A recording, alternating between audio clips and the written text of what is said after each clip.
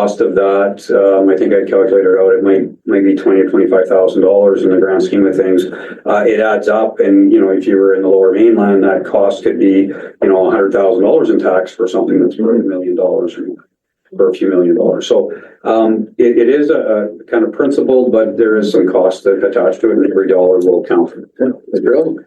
So what we did was we did put together a little bit of a whereas statement for council's consideration to send off to AKBLG, which is your first step to have that approved to go to UBCM. And it starts out, whereas British Columbia has a housing affordability crisis that is impacting every local government in the province, with the BC government recognizing that local governments are on the front lines of the housing crisis and are positioned to help advance the development of new homes, and that communities need solutions that work for them. And whereas local governments that wholly own municipal housing corporation as their chosen community solution for creating more affordable housing are subject to provincial property transfer taxes on acquired property, including land donated to the corporation from the local government or land that is leased for more than 30 years. And whereas the Property Transfer Tax Act provides exemptions to municipalities, there are no exemptions applicable to a local government corporation, even if the corporation is wholly owned by the local government and carrying out local government purposes. Therefore, be resolved that UBCM call on the provincial government to expand exemptions for property transfer tax to include wholly owned municipal housing corporations for the purposes of building affordable housing, and further to consider that land transfer, including long-term leases from the municipality to any nonprofit for the purposes of affordable housing development, be also exempt. And so that is sort of the proposed resolution that staff has put together for council to consider endorsing for us to forward on to AKBLG for consideration for UBCM. Any questions? Great. Do we have a rough idea of if the housing corporation has to pay this because they're receiving this land, how much they're going to pay? Do we have a rough market value? Yeah, I think the estimate I put together is about 20 or 25,000. So it's not, again, in the grand scheme of things for the projects. So like the one property for Cedar Street, for that proposed, the property tax for that is probably a few $1,000s to, upwards of a $30 million project. So in that, the scale of things is quite minimal, but it's really the principle. Yeah, and they're starting with. Yeah, and so when I say the 25,000, that's for all the properties that were on that list, which is, I can't remember how many properties brought forth, 6, I believe. There were six. Yeah. So, but, what I don't know until those transfers take place is how they apply the fair market value. I've been told a couple different numbers, so whether how they determine fair market or whether they use the assessed value will be, will make a little bit of a difference on that number, but it's not a significant number in terms of cost. But it's really principled. Right. But that's so the reason it's going to UPCM is it's supposed to be applicable across the province to anyone in the situation. So it's not just our problems or our scale of issue. I think it's brilliant. I mean, the rest of the province really will be very grateful if we can push this forward. Mm-hmm. I'm surprised that Whistler and is it Burnaby that also has a housing corporation? Is it Tofine? Burnaby just started their housing corporation. Yeah, I'm surprised they do. A few months before we did. There probably hasn't been that many housing corporations in this position recently. There's only a handful of local government-owned housing corporations. There's more coming. Yeah. But probably where the issue has arisen on a few occasions is even on long-term leases. So if you were to lease the property out for 30 years or more, they consider that the same as selling the land, and they collect property transfer tax on that. And so, so what is surprising is, and even our legal counsel was a little surprised because she put some of the information together for me. She was a little surprised as well that considering, there may not be a lot of local government housing corporations to date. There certainly has been lots of examples over the last 50 years of a municipality even transferring land to a non-profit, say, to build housing, and doing that even within the context of the community charter. You could, go into this this arrangement for that housing. That tax would still have to be paid if it's a 30-year lease. And now, if you're not doing a lease, well, that's fine, but, you know, like she said, there would have to be an example of where a funder, like a nonprofit that's building housing, has to show, say, BC Housing, that long-term license of occupation, which can only be done through that long-term leasing. You know, that tax would have been paid. So she's a little surprised that, you know, it hasn't come forth before. And as a lawyer that has set up a number of housing corporations over the last few years, she's, you know, certainly had good knowledge of how that worked, and said, you know, that's really something the province should change, considering, you know, the request that they're putting onto municipalities about housing. Yeah, absolutely. Okay. So the recommended motion, do you want me to read that out again? I think if everyone understood We understand, the motion, yeah. Okay, so that the report titled Property Transfer Tax Exemption for Local Government Housing Corporations dated February 11th, 2025 from the Chief Administrative Officer be received. Mover the seconder, Councilor Lewis, Councilor Holland. Any more questions or any debate, any discussion? No? Okay, all in favor? Okay. Request for decision from the corporate officer regarding proposed UBCM resolution respecting provincial funding for public libraries. Thank you. So this stemmed from a request we received at our last council meeting from Creston Valley Public Library, requesting that council advocates to UBCM for increased provincial funding for public libraries. So we just brought forward the resolution, making sure that it meets the requirements of UBCM resolution, and provided a backgrounder to support the submission to AKBLG. So just the key points of the backgrounder, it references the advocacy history for provincial funding, which has been quite considerable. So in the last since 2005, there have been 50 UBCM resolutions submitted by local governments that speak to public library funding. And further, the Standing Committee on Finance and Government Services, which does the public consultation on the provincial budget, has had recommendations for the last 10 years that also speak to increased funding for public libraries. So if council is good with the recommendation, which I will read out, then we can forward this along to AKBLG for endorsement to UBCM. So the recommendation reads, whereas in the past 15 years, BC's population has grown 29%, while public libraries have continued to rely on stagnant provincial funding to provide services in increasingly challenging circumstances, including addressing the province's important goals of enhancing economic growth, reducing costs for families, and making communities safer. And whereas public libraries continue to meet these goals by supporting the economic and social health of their communities, providing information and services for consumers, individuals seeking employment and career enhancement, entrepreneurs and small businesses, providing critical locations of refuge during emergencies, and supporting the process of reconciliation with Indigenous people. Therefore, be it resolved that UBCM call on the provincial government to recognize the evolving and challenging situation for public libraries, as well as their unique role in keeping costs low for British Columbians and making communities safer, and increase the annual core provincial funding for libraries to $30 million, in keeping with the long-standing request made by the BC Public Library Partners and the recommendation of the province's Select Standing Committee on Finance and Government Services. Are there any questions? Okay. So can I get a mover and a seconder? So Dumas, Councilor Hudson. Any more discussion or debate? All in favor?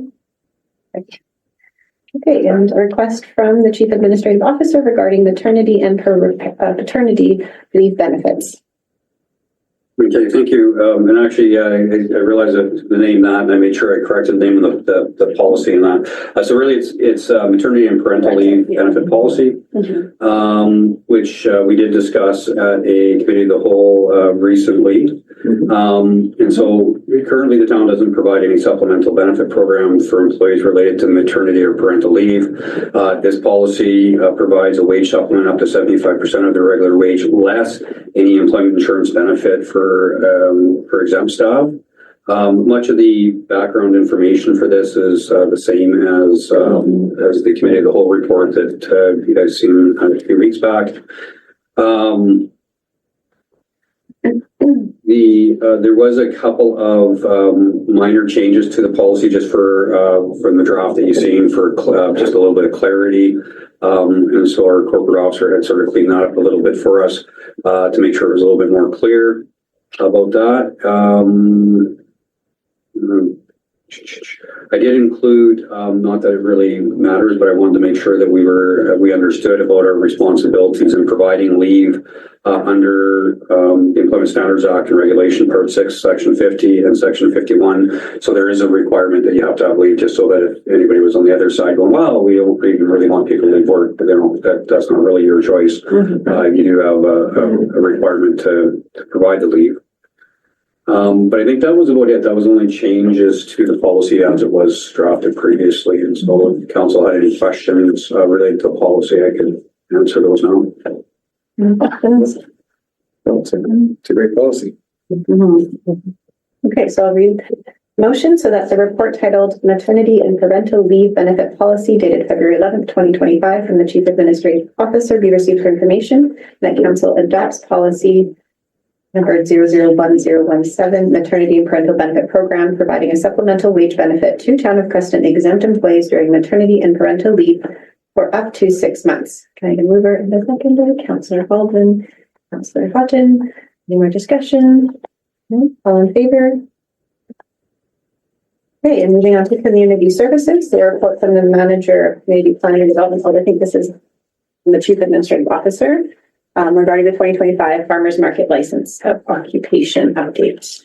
Okay, yes. Thank you.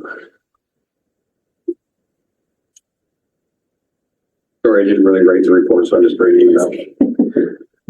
So yeah, this report was submitted by the manager of community development or planning and development, who is unable to be here today and sends his regrets.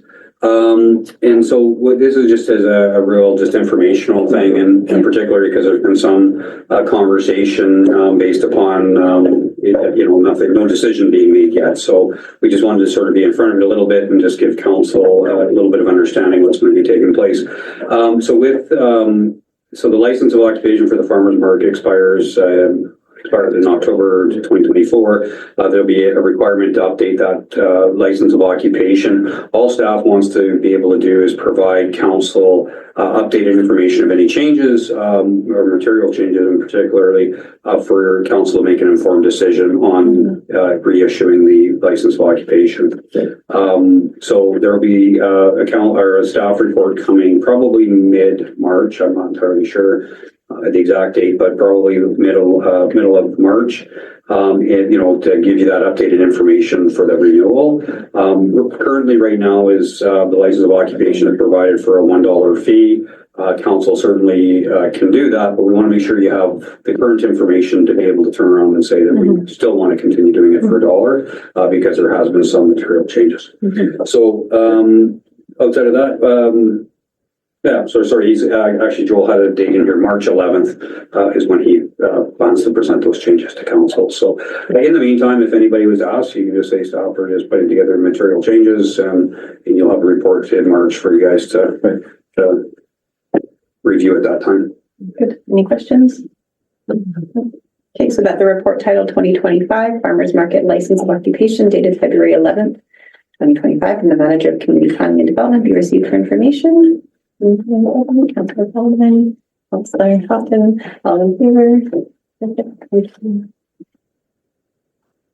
Okay, and so a request from the manager of community, I think this is you, hey? Yeah, planning and development regarding the public art working committee ready grant application. Thank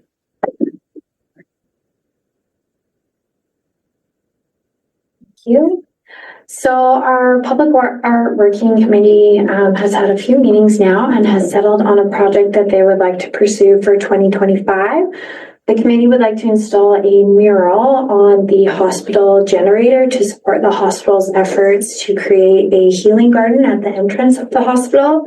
The CBT Ready Grant is open and closing on February 19th. So this report is just to request that council authorize staff to apply for this grant on behalf of the committee and to administer the grant if successful, and to approve the preparation of a letter of support for the project.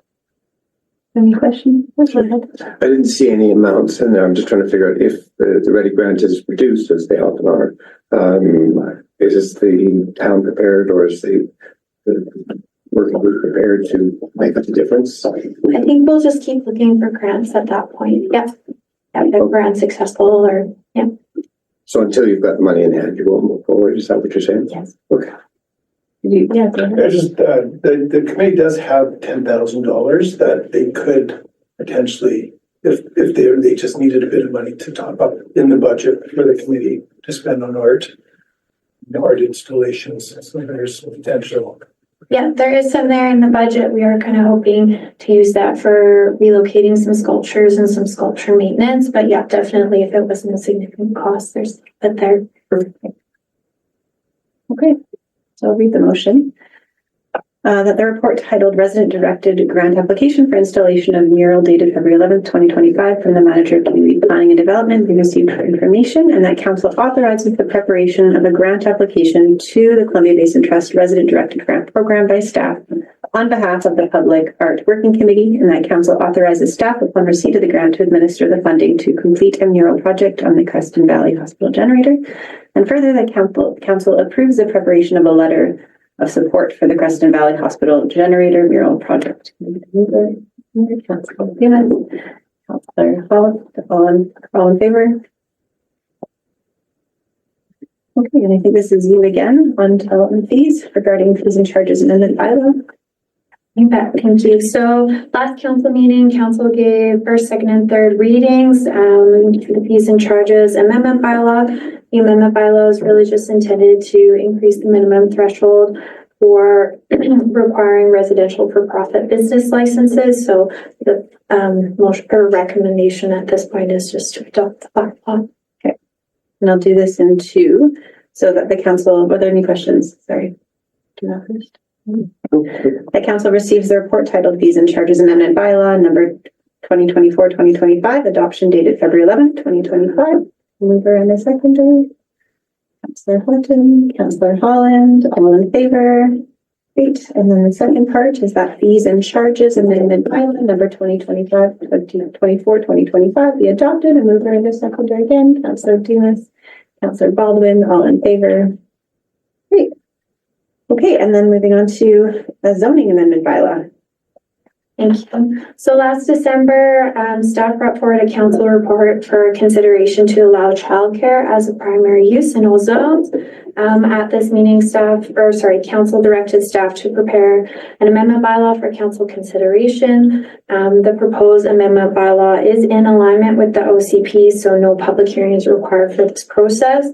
Notice of first reading was required, which was advertised in the Creston Valley Advance on January 30th and February 6th. In accordance with the Local Government Act, and copies of the draft bylaw have been available at Town Hall since that time and will remain available until adopted. So attached to the report is just the draft amendment bylaw, and the staff recommendation is that we receive first and second readings. And I should add that we haven't received any public comments on the draft bylaw. Any questions? Okay, so I'll read the first one, that the report titled Zoning Amendment Bylaw number 2023-2025 dated February 11th, 2025 from the Manager of Community Planning and Development be received for information. Moving a seconder, Councillor Dumas, Councillor Holland, all in favor. And then that Council Zoning Amendment Bylaw number 2023-2025 be read a first time by title and a second by content. Moving a seconder, Councillor Houghton, Councillor Baldwin, and all in favor. Right. Moving on to protective services, a report from the fire chief. I don't know actually, Tasha, what's your title? You're not, what's your title? I'm the emergency management and readiness coordinator. Okay, that one. Goes off the Regarding top. the hazard risk vulnerability assessment and CESB generator project. Yes, thank you. So this is just an informational report to council.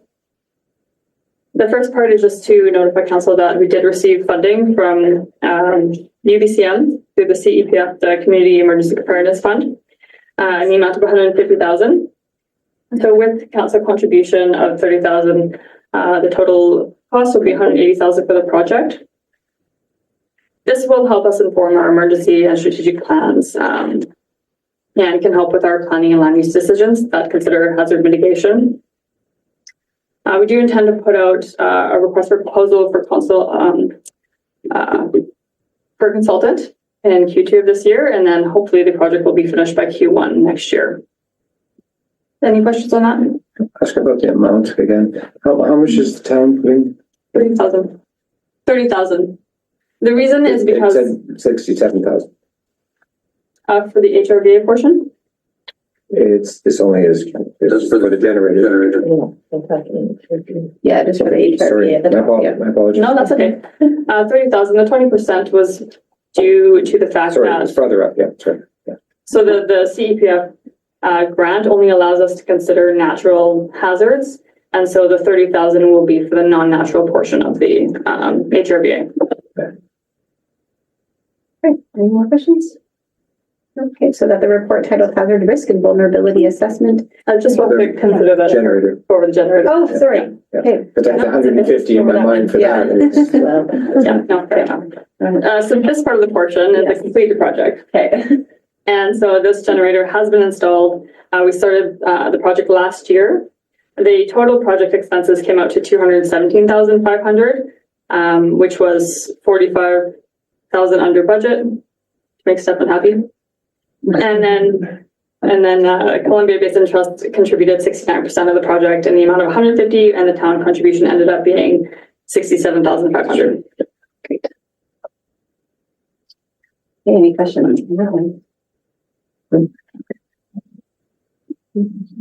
So that the report titled Hazard Risk and Vulnerability Assessment and CESV Generator Project Updates dated February 11, 2025 from the fire chief be received for information. Do I have a seconder? And Councilor Baldwin, all in favor? Perfect. Okay, and regarding the warming center activity updates. And this is also an informational report for council. So we did open the warming center on January 19th. So the extreme cold response plan was activated at that time due to extreme cold weather. As of today, the warming center has been open 17 nights. And it will continue to be open when the temperature is minus 10 degrees Celsius or below, or there are inclement weather conditions.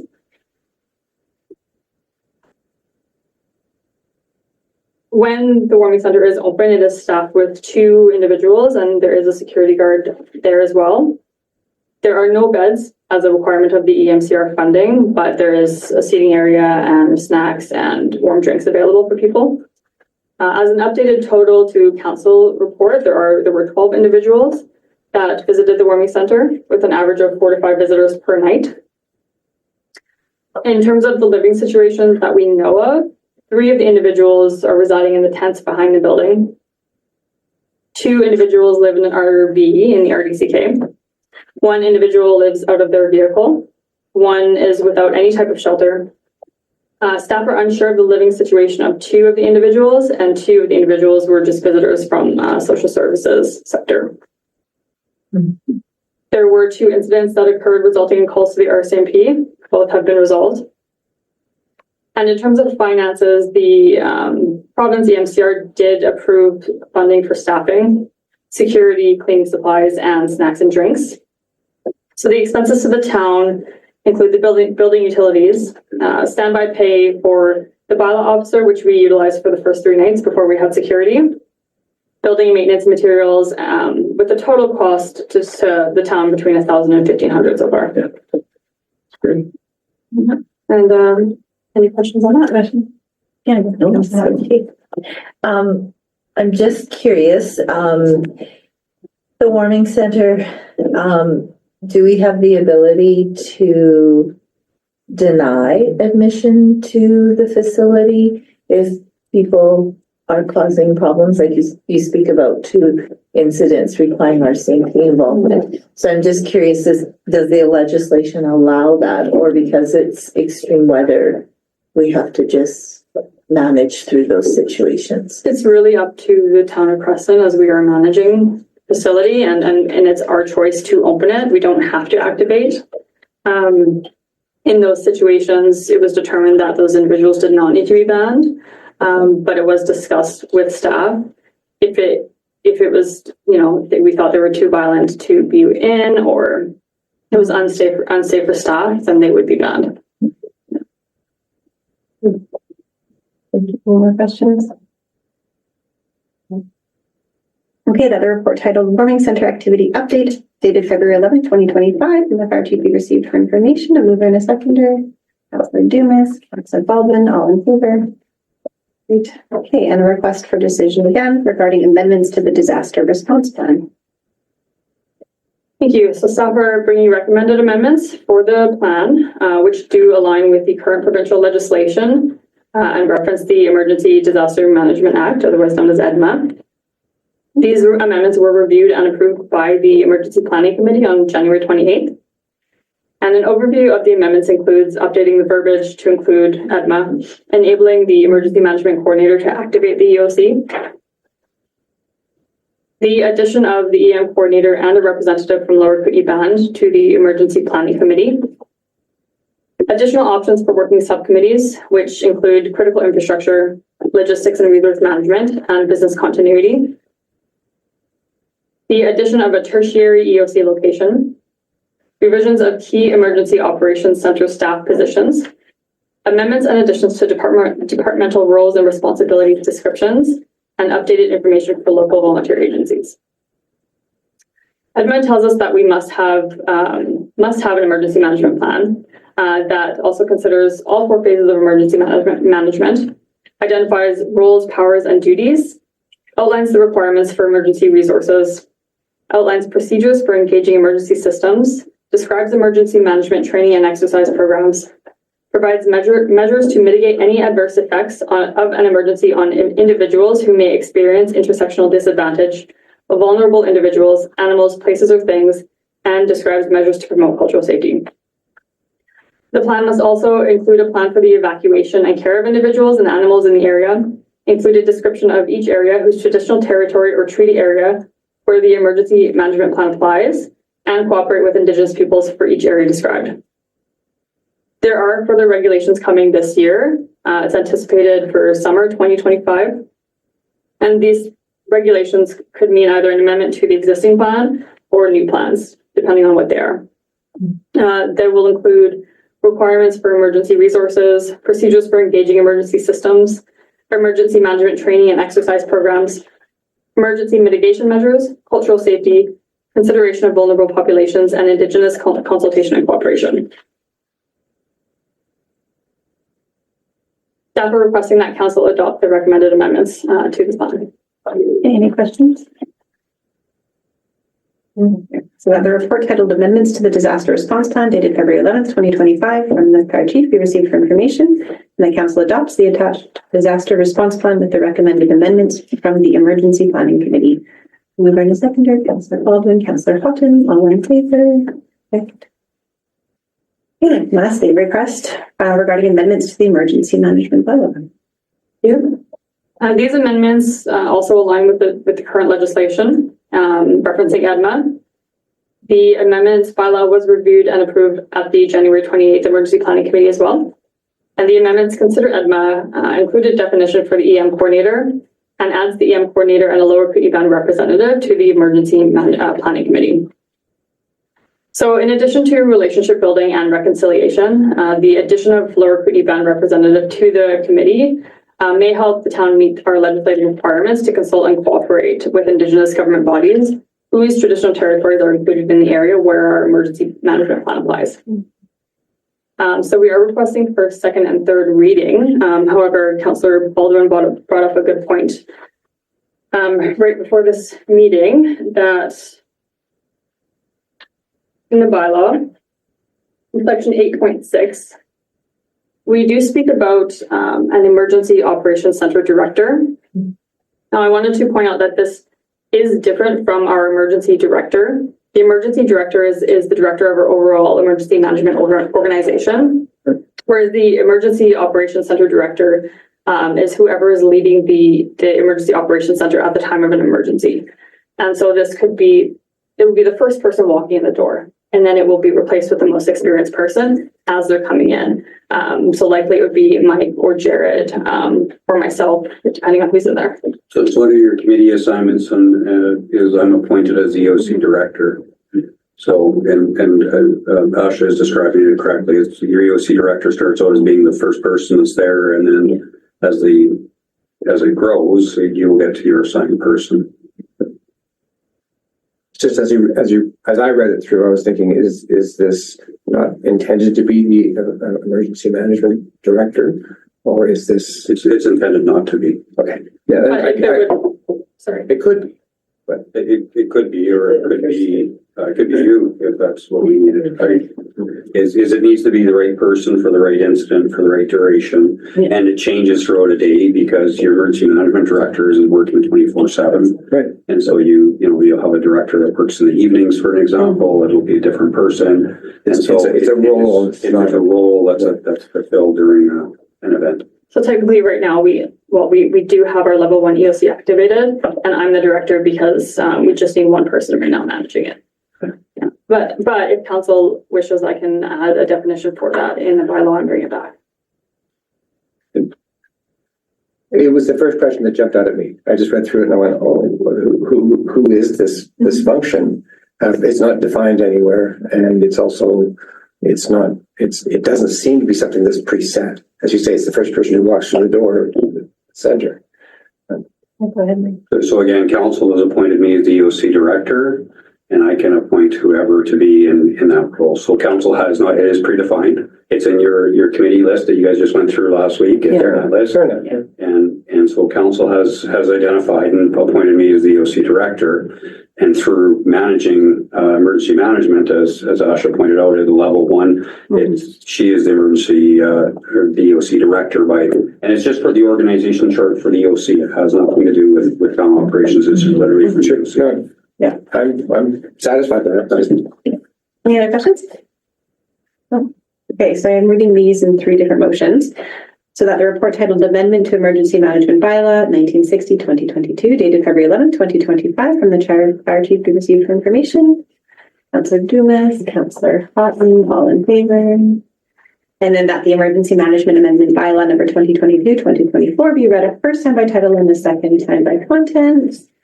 Councillor Dumas, Councillor Holland, all in favor. Great. And that the Emergency Management Amendment Bylaw number 2022-2024 be read a third time by title. Councillor Houghton, Councillor Baldwin, all in favor. So, okay, and then we have the following, thanks, Sasha, recommendations from Committee of the Whole. So that council adopts recommendation 1 and 2 from the Committee of the Whole meeting held on January 28, 2025. So the first one is that council direction request titled Policy for Maternity. And is that going to be parental benefits? Yeah. Okay. Parental benefits exempt staff dated January 28, 2025 from the Chief Administrative Officer be received for information. And further that council directs staff to develop a policy supporting maternity and parental benefits from exempt staff. Councillor Dumas, Councillor Houghton, all in favor. And then that council adopts the 2025 council committee appointments as presented, which is attached. Mover in a secondary, Councillor Houghton, Councillor Baldwin, is all in favor. Perfect. Do you have a question, Councillor Holland, or no, that was okay. Okay, and so then correspondence. There was just a receipt for information from the Creston Valley Youth Soccer Association regarding comments on the downtown revitalization plan. So that council receives the correspondence. Are there any questions on that first? On that? The council receives the correspondence from the Creston Valley Youth Soccer Association respecting the comments in the downtown revitalization plan. And further, that the correspondence be referred to the manager of community planning and development for information. Okay, mover in a second. Councillor Baldwin, Councillor Houghton. Any discussion? All in favor? Yeah. Okay. So we have the acting mayor's schedule. And is there any questions in the gallery? Oh boy.